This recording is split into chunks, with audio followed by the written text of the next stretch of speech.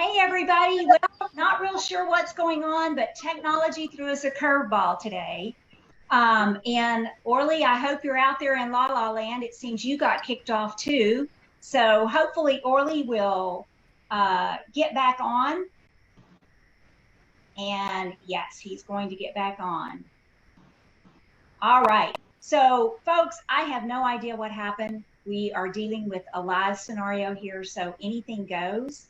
And again, welcome to Beyond the Frame Live. Sorry for that slight delay. My name is Dottie. I am one of your hosts, and my other host is out there in cyberspace somewhere. I don't know where he is. Orly, come back. We need you. But I am welcomed today by Teresa Price. Teresa is the Assistant Business Manager of Bowling Operations and Maintenance at Gordon Lanes on Fort Gordon Army Base, and we have someone at our door. There's Orly. Teresa, welcome to Beyond the Frame Live. It's such a pleasure to have you here. Thank you for having me. It's so nice to be able to have this meeting. Well, good. Well, Orly, welcome back. You were in La La Land out there for a while, as was I. So. I mean, if you don't want me to be on the show, you don't have to kick me off. You could just tell me nicely, and I'll leave. The message, but you know, anyway, that's what happens when you're live. So anything goes, and we're just happy to all be together now, and hopefully technology behaves with us, and we can proceed with this show.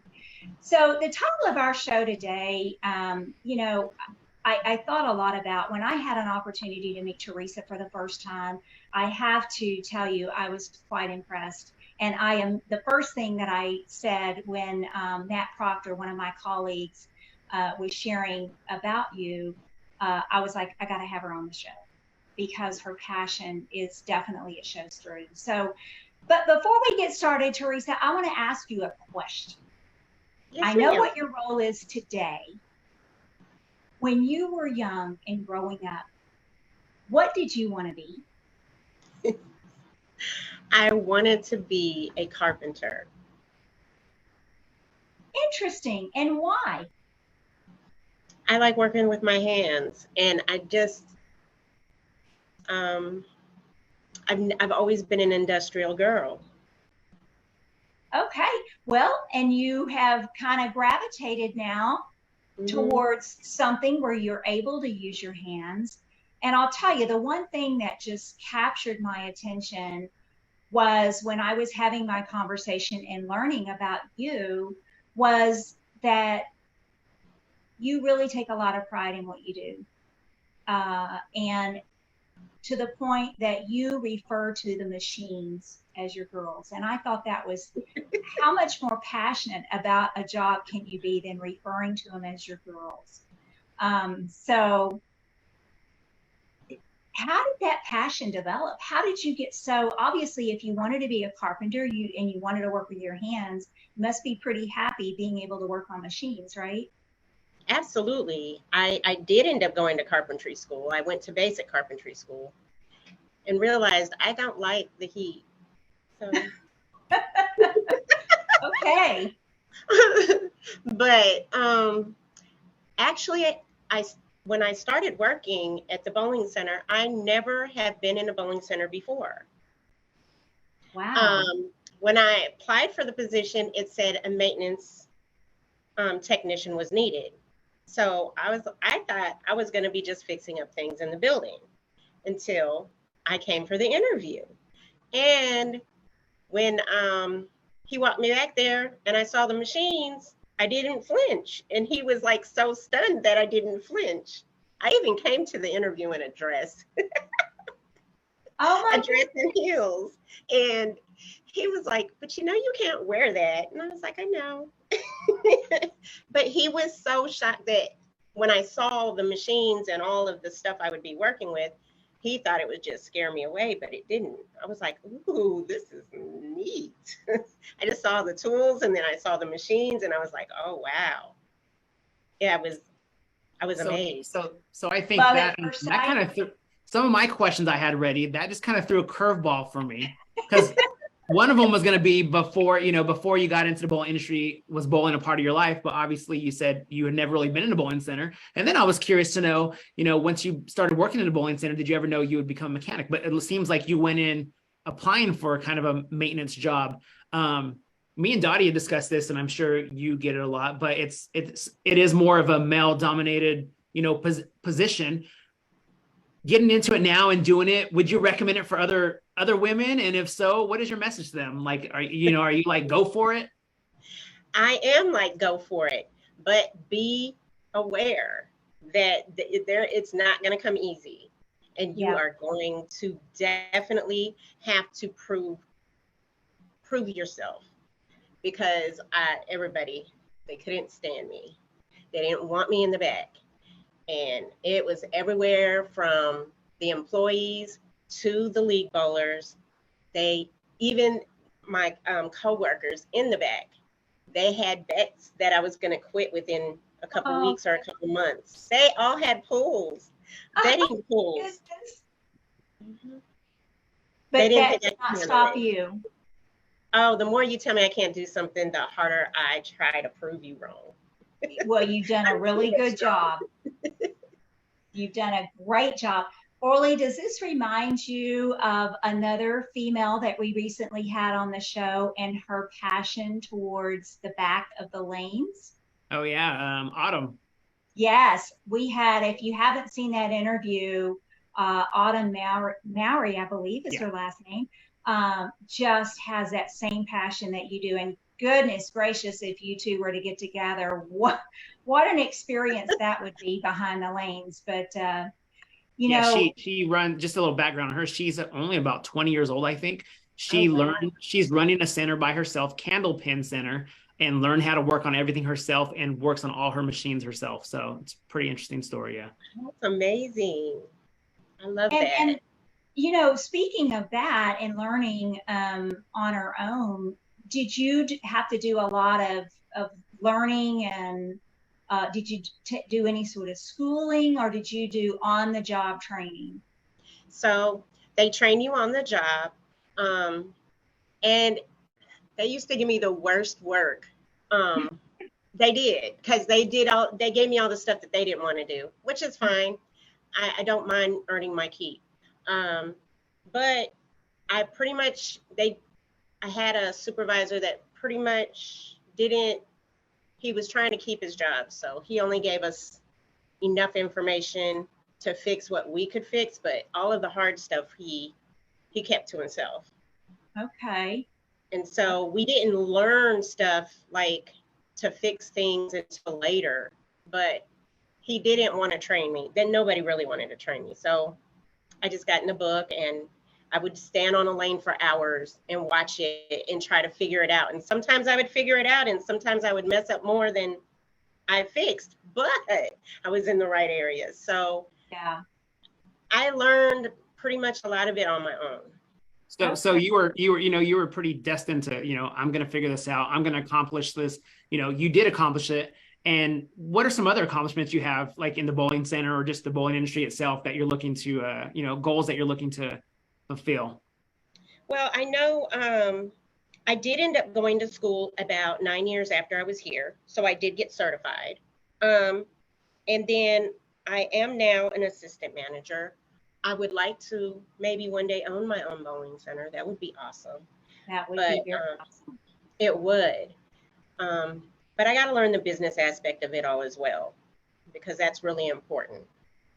So, you have, obviously, just looking at your title, you are responsible for a number of things, not just what goes on behind the lanes and making sure that the machines are, you have a lot of things that you're responsible for. How do you kind of split your day up, and like, for example, like right now, what's a focus right now? How are you spending your days right now? Right now, we have a lot of things that have to be turned in. We had midpoints coming up, so I have to grade all my employees that are in my section. I'm over all the custodial and all of the maintenance of the building. So anybody on the industrial side, I'm over. So I've got to get their midpoints done. schedules. We got to keep make sure everybody's taking their breaks, payroll. So we do a lot. I don't just work on the lanes. I'm responsible for everybody in my section as far as getting their trainings done, all of those things. Because on Fort Gordon, you're required to take so many trainings every year, annually. So I have to keep up with all of their things, what is going on with them, all of that kind of stuff. So. And you had mentioned, as we were talking earlier, before we went live, that y'all's leagues are getting ready to start. So I'm sure that has an impact on what you do on a daily basis as well. Absolutely. So right now we're really focusing on all the maintenance, we have a 24 lane house. So my biggest thing is making sure that all of the machines are running properly. If we have any kinks, let's get them out now. We usually clean them top to bottom, and we go ahead and put, of course we do our annual and quarterly and monthly maintenance as well, but this is the deep dive. So we're getting ready to like change out pulleys, belts, all of those kinds of things, making any kind of adjustments that need to be done. We're also getting our lane machines ready, because those are a big part of bowling. Absolutely. So we got to make sure that our patterns and everything is coming out properly. So that is something we do before all of the leagues start. We're doing our meetings with the league bowlers. I'm trying to do new promotions this year, to bring in more customers and things like that. So we're super excited. A couple of our leagues did grow this year, so we're really excited about that. So you mentioned, a lot of responsibilities that you have and a lot of things that you're working on. What would you say is your favorite part of the job? I have so many, but my big love is my maintenance. It is. I love it when everything goes seamless. Mm-hmm. Like your day, you have a big day, you got 150 people coming that day, and we have such a great team here. Everybody works so well together. Anywhere from the snack bar to the front counter to the maintenance to the bar, we all work together and we all pull together and make it seamless. So when people come, they want to come back. They want to tell their friends. Yes. They are enjoying themselves. When they leave here, they're happy. And that's what's really the most important thing for us here. So we know you like when it runs smooth, but we have to ask, what is your least favorite maintenance call that you get? Oh. When the ball goes off the track and it's underneath the lane and you literally have to go under the machine and pull the flat gutter up and find that darn ball. It's like under the pin deck. So, oh my gosh, that is the worst call for me. I hate it so bad, because getting those flat gutters up is like a nightmare. Then you'll see all the bowlers up there like, what is taking them so long? Yeah. I'm like, I'm down here with a crowbar and you have an audience. And it's their personal equipment, so you got to get it out. So I have made a big commitment on making sure that doesn't happen no more. I even I did. We made the wood fit so that there's no way that they can fall off the track ever again.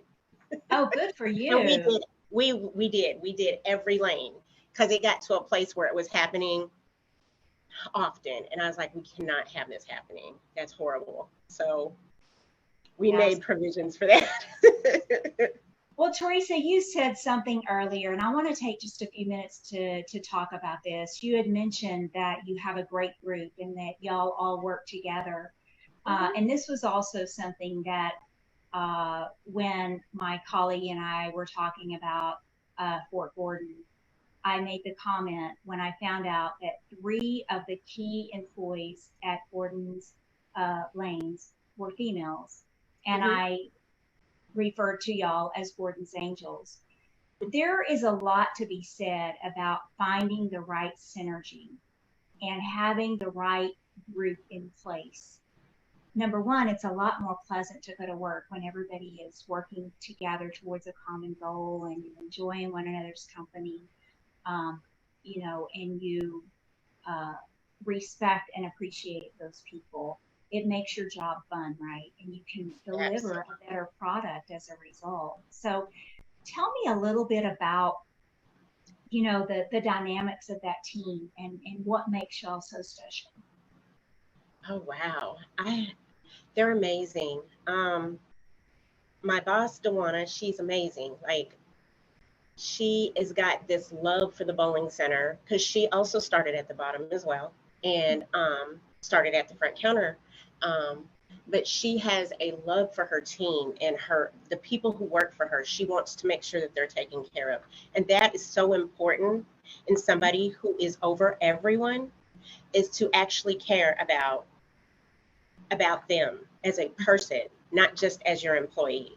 You care about what's going on, and if they're happy and they come to work and you're taking care of them, they're going to do well for you. They're going to work hard for you. And then Sharina, she's the other assistant manager, and she is amazing. She's got this personality that's just amazing. She's bubbly, she's happy, she's always got fresh ideas, and she's always thinking outside the box. And she brings so much energy. And so does Dewana. They both have a great energy. Me, I'm more serious. I'm a little more stern than they are when it comes to, like, let's get our stuff done. But I work with all guys. So to me, I'm like, I'm like y'all, but I'm different. Yeah.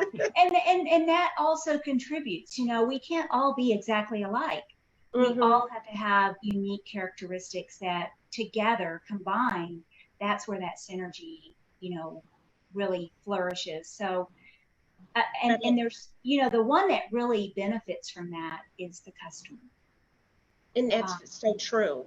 And that is very true. If you come to work and you're upset because you have a bad work environment, you're not going to treat your customers very nicely, because they can see that on your face, or they can see it in the energy that you bring off. And that, in our facility, we really try to promote that. Hey, if you're having a bad day, take a minute, because everybody has a bad day. But at the end of the day, I think because we've had to work for people that weren't very nice to work for and made our lives miserable, when we became in charge, for us, it was really important for our employees to know that we got your back. As long as you're doing the right thing, and we're all here trying to help one another and make this place a functional and happy place to come for all of the customers, that's what's most important.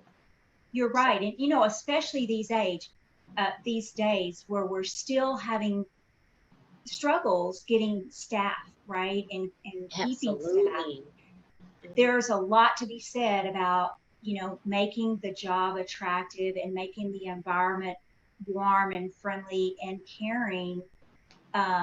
Your employees will want to stay, and you'll start to attract other very good candidates for your jobs that you fill in. So and I think I think too, when it comes to employees too, is sometimes if you have someone that's not happy, or maybe you hear they're not happy from somebody else, if you just ask them, it's easy. People don't do it sometimes, but if you just ask, what do you want to do? Because you never know. I know you mentioned earlier, somebody from the bottom, starting the bottom, but that bottom to somebody else might be what they want to do. They might say, I just want to clean gutters and wipe down balls all day. And you're like, okay, you want to do that?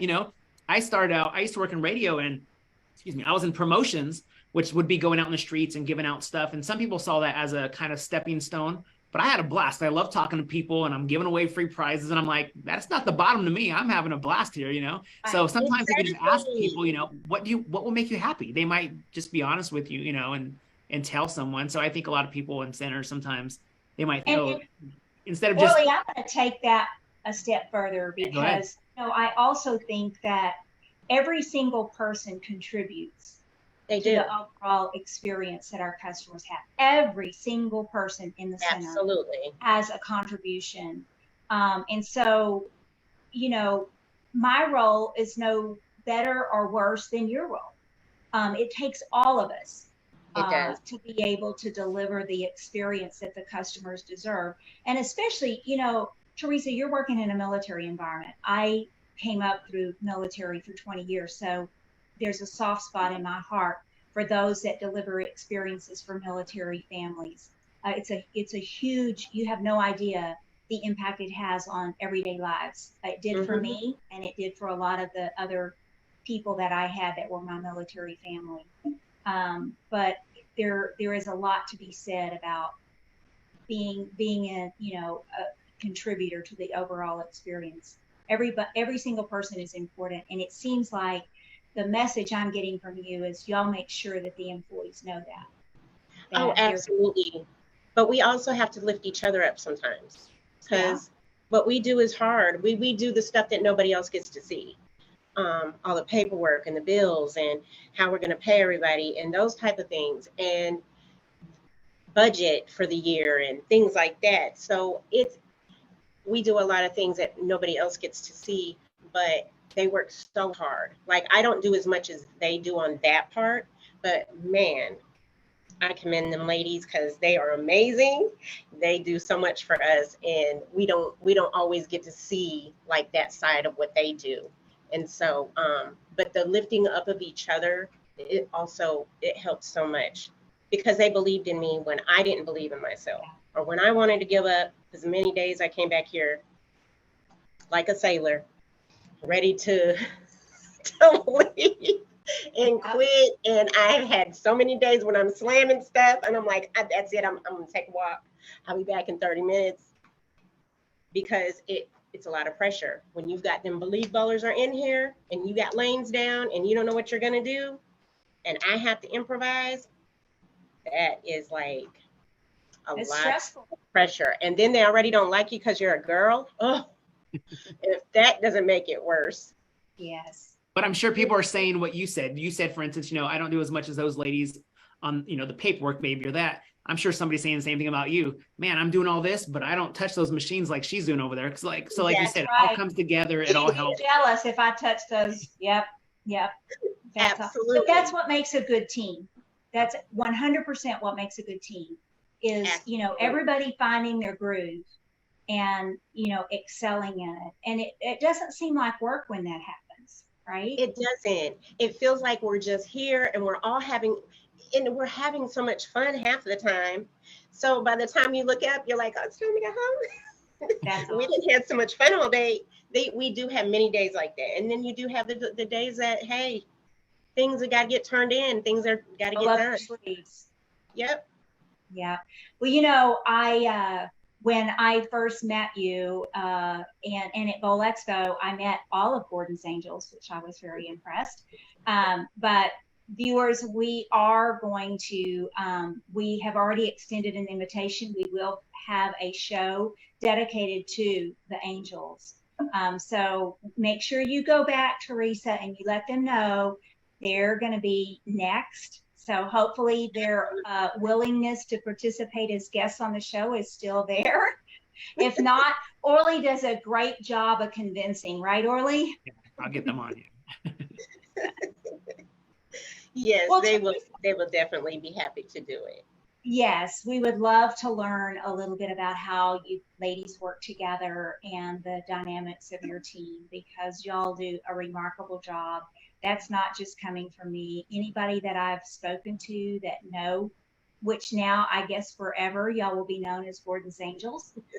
Whoever has come across you ladies have had wonderful things to say about what you guys accomplished there. And so we're looking forward to that show. I think it's going to be a great show.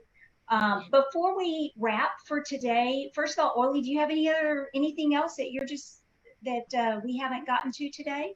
No, I think I got all my questions out, and I think, you know, I like her message just in general, you know, and it is cool to, you know, and I know sometimes you don't want to separate things of guys and ladies and stuff, but the fact that it is more, you know, we mentioned it is, you know, there is more male mechanics. It's cool to see somebody else doing it. And it is one of those things that now there might be little girls that are looking to be a carpenter or be a mechanic, you know, and they're going to learn from her and kind of see, and it's cool to have, you know, a role model for other girls. That's right. And it's nice to see that you didn't let it turn you away. You made it, you became determined because the odds were against you, right? And I too admire that tremendously. You know my story. I've been in bowling for a long time, and it was not real common to find a female general manager back. I'm not going to say how many years ago, but so when I see people that have excelled, I'm proud for them. So way to go. Thank you. Well, do you have any closing remarks you'd like to leave our viewers with? No, not really. I am very, very happy that you guys have allowed me to come on to the show.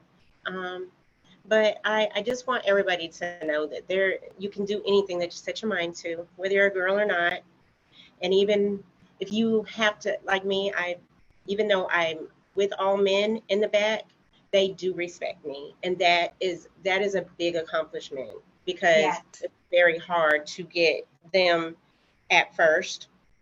When I did take over, it was hard to get them to respect me as a woman or as their boss. Mm-hmm. And knowing more than them, they came in and they were like, she can't possibly know more than me. Yeah. And so I would just watch them struggle and then say, well, do you need my help? And then sometimes they'd say, no, I'm good. And then about an hour later, after struggling, they'd come and get me and say, I might need, a little advice. Oh, certainly, I'll be more than happy to help.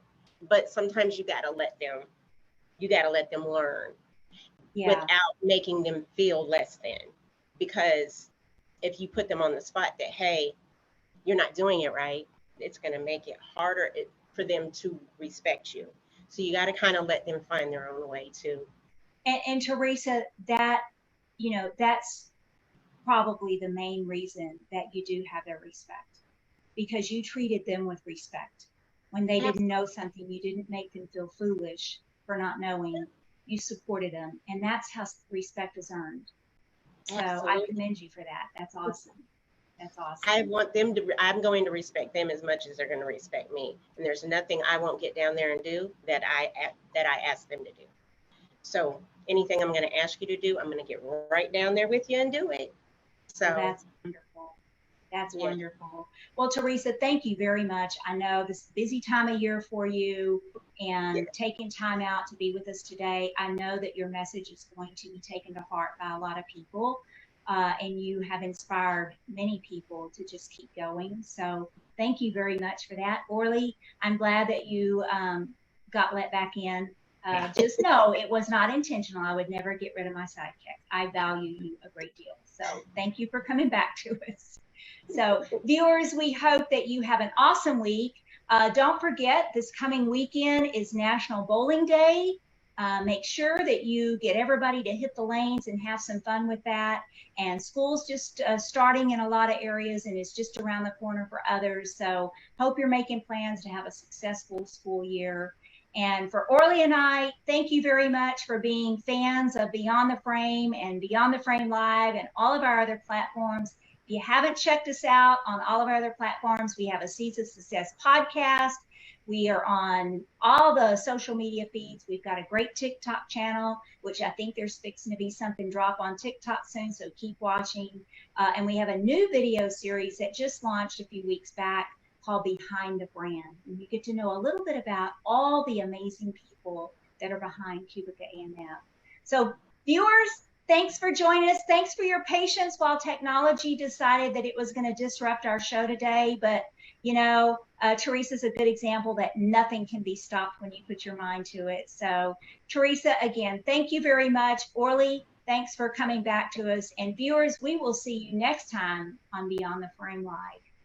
Thank you. Have a great day.